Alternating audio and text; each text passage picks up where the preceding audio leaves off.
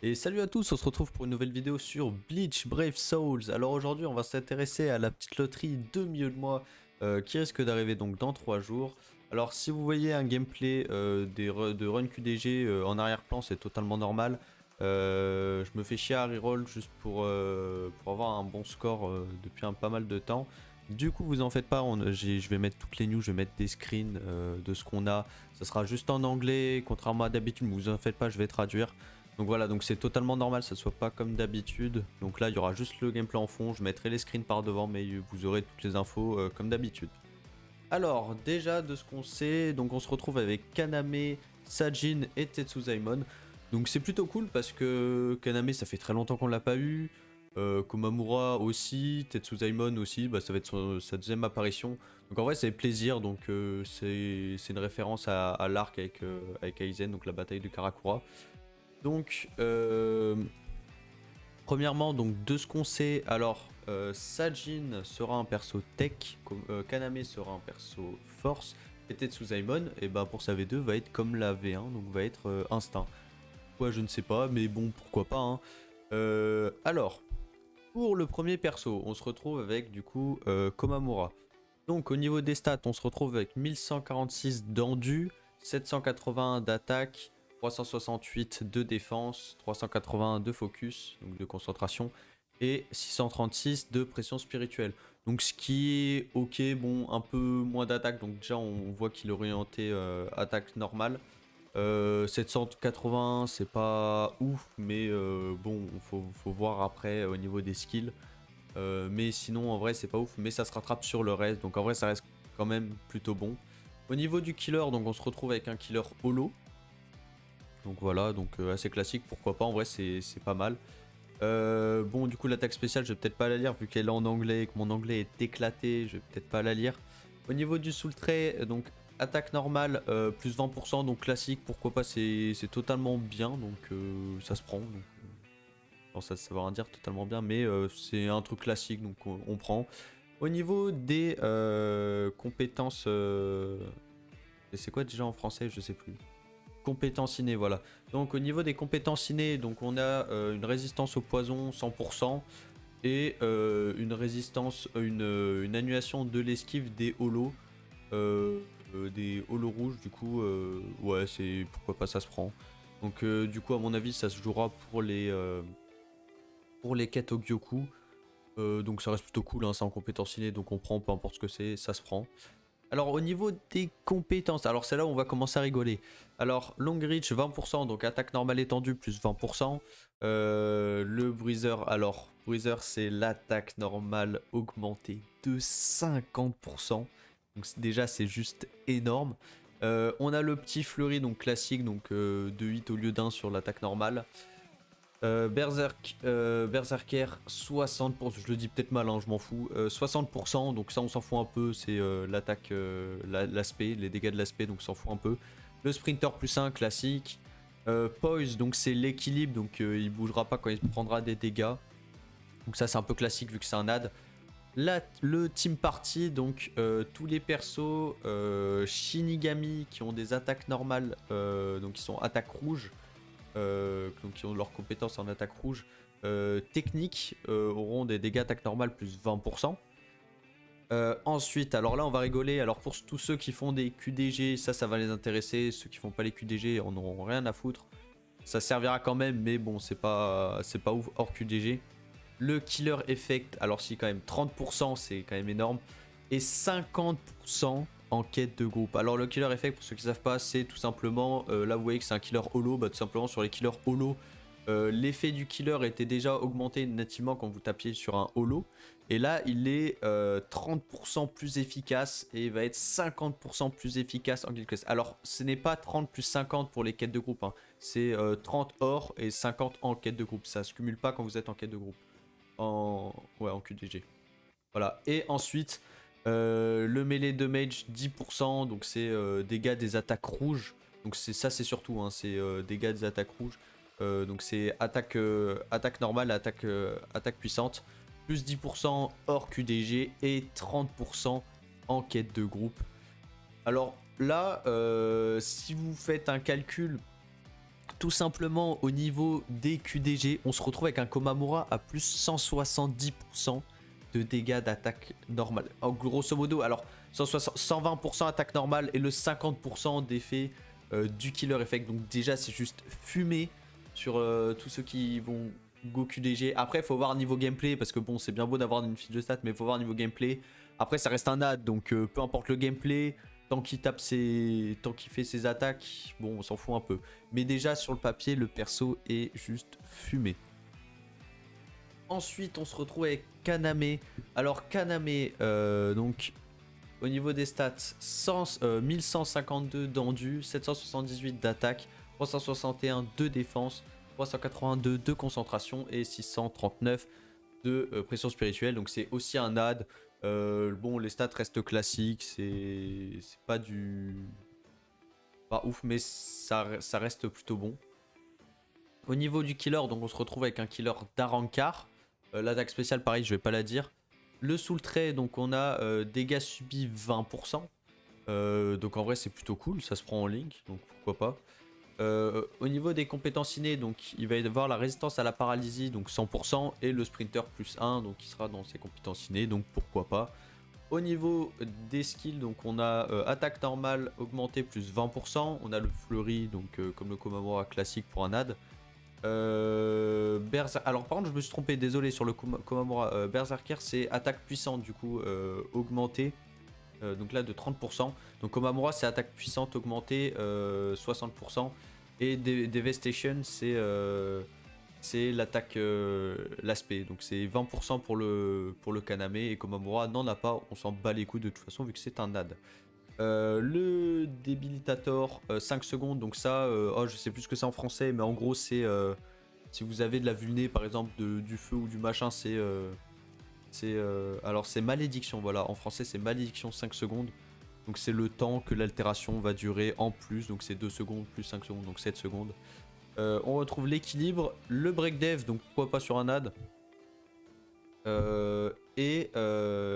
Les droplets drop, donc c'est les bonus, ouais c'est voilà c'est ça, c'est le bonus de taux de drop de l'arme donc du coup de technique vu que c'est un perso d'affinité force.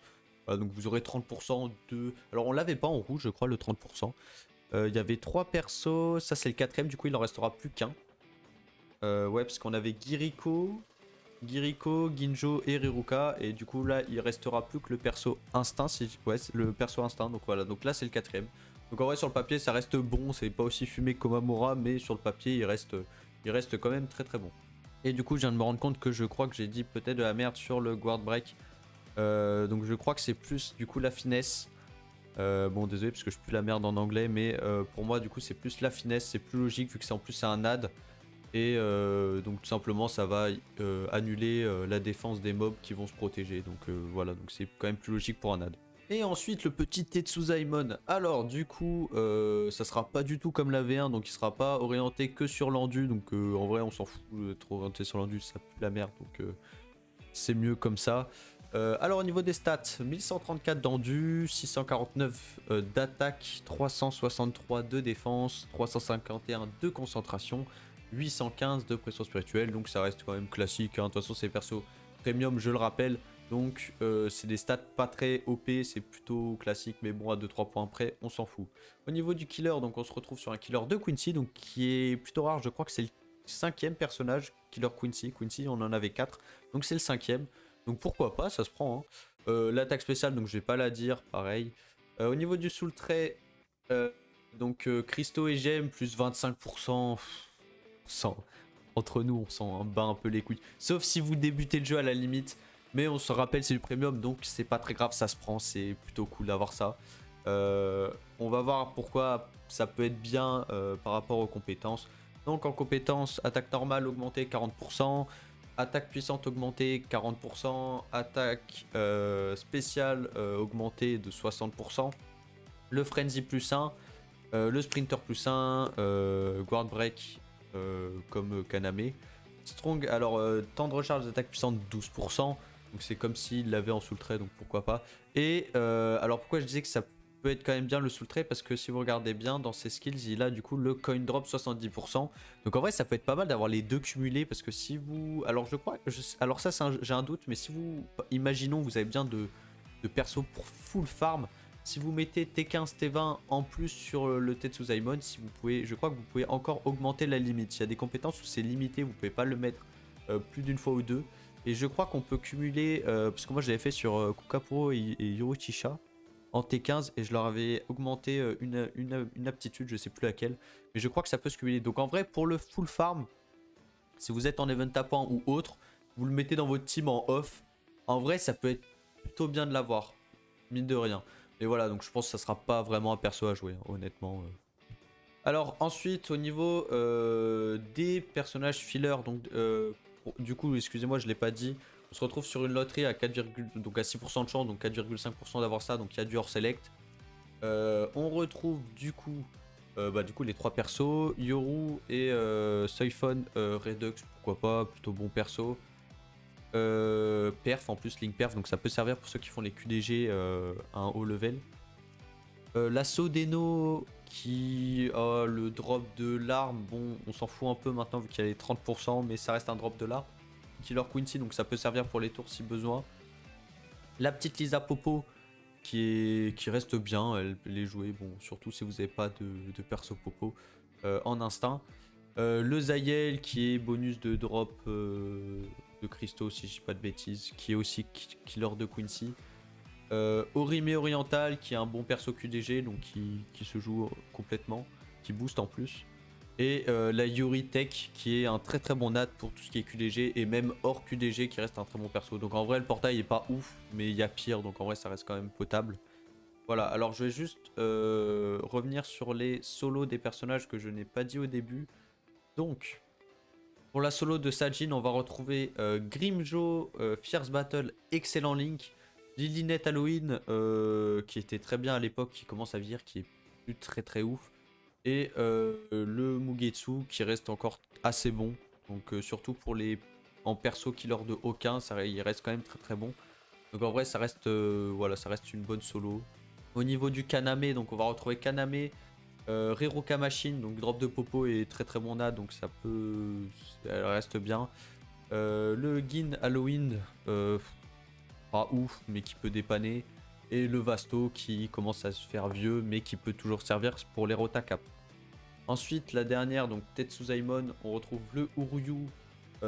Très bon Link, en vrai je crois que son gameplay est pas dégueu, donc en vrai ça reste pas mal.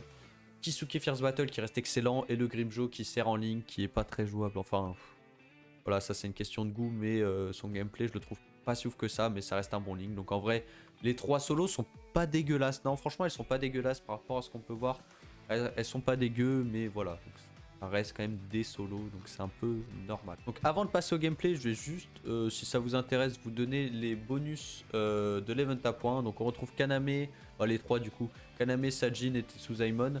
Donc on retrouve aussi le Baragan V1, Retsu Dissident, Rukia Desert, Kenpachi Confir, je sais pas pourquoi chercher son nom, le Stark V1 et le Shinji V1. Donc en vrai voilà, donc des persos un peu accessibles, bon ils sont, ça dépend de toute façon, après ça c'est une question de luck, ça reste correct. Voilà, donc au niveau des gameplays, donc on va commencer par Tetsuzaimon, donc c'était Sajin, mais on va commencer par lui. まずは通常攻撃です。通常攻撃は4段構成の赤攻撃となっています。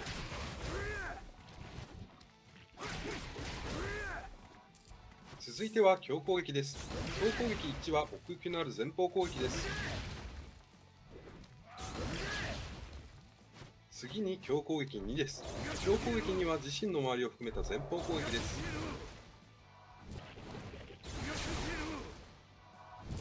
そして強攻撃3です。強攻撃3は全画面の攻撃となっています。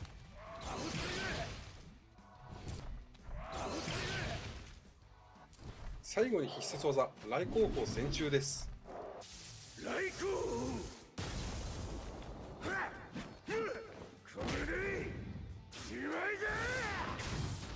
以上、伊庭鉄左衛門でした。まずは通常攻撃です。通常攻撃は4段構成の青攻撃となっています。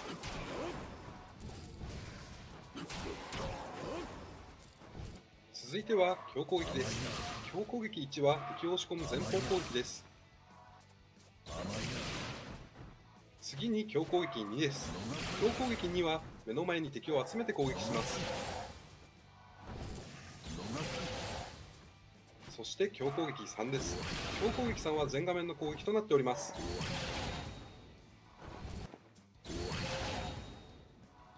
最後に必殺技、永居の刃です。真の力を持って向かうとしよう。私の力を目にすれば勝てるなどとおごれはすまい。以上、当選要でした。まずは通常攻撃です。通常攻撃は4段構成の赤攻撃となっています。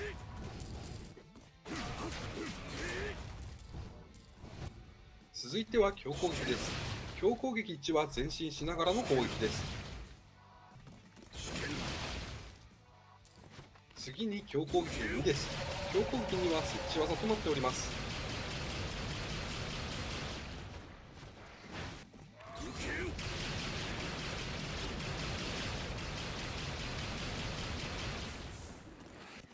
そして強攻撃3です。強攻撃3は自身の周りを含めた前方攻撃です。最後に必殺技、特上天元明王です。参るぞ明王。